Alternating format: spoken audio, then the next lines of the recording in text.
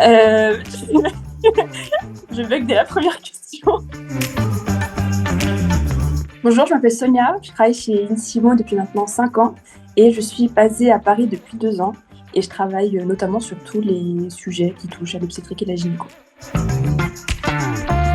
Ben, la simulation n'existerait pas sans la réalité. C'est un peu philosophique cette question, mais simulation, c'est un peu plus fun.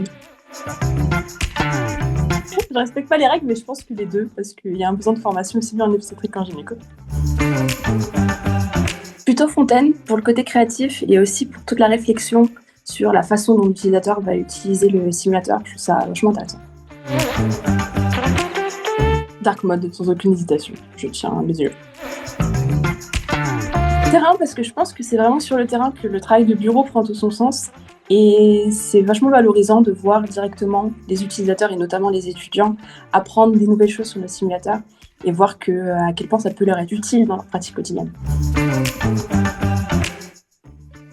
Oula, alors je me demande s'il y a vraiment des gens qui aiment corriger les bugs, mais clairement développement. Aïe, c'est la question qui fâche. Strasbourg est une très belle ville, mais Paris. C'est une question un peu difficile, je pense que les deux sont complémentaires. Il y a certaines procédures où on a besoin d'être en centre de simulation parce qu'il y a du matériel spécifique, par exemple la chirurgie robotique. Mais sur des éléments comme l'échographie, je pense que c'est totalement faisable en ligne et ça permet de s'affranchir de plein de barrières, donc des barrières de coût, de logistique, d'accès au matériel. Et je pense que ça a une grosse plus-value.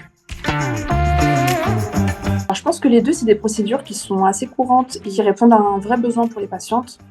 Je pense que c'est important donc de se former sur les deux et actuellement les deux sont disponibles gratuitement sur DisplayES. DisplayES, c'est un outil de simulation en ligne disponible sans matériel qui permet d'apprendre l'échographie.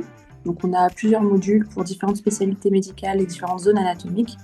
Et on a notamment sorti récemment un module sur l'obstétrique et la gynécologie sur lequel l'équipe a travaillé depuis plusieurs semaines avec la GOF et qu'on a rendu disponible partiellement gratuitement pour Octobre Rose.